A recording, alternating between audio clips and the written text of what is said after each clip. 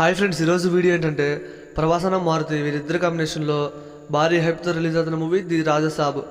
అయితే the Raja Saab movie తర్వాత ప్రభాసన నడుస్తున్న మూవీ స్పిరిట్ మూవీ రిలీజ్ అయ్యాలకే చాలా టైం ఉంది. కాబట్టి మన ప్రభాసన నెక్స్ట్ మూవీ హను రావుడితో ఒక మూవీ ఉంది, వరల్డ్ వార్ 2.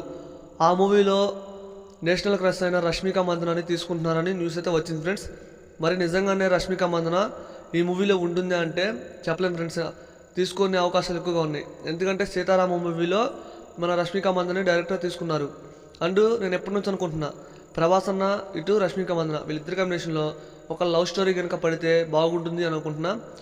మరి ఈ కాంబో సెట్ అయితే చాలా అంటే చాలా బాగుంటుంది.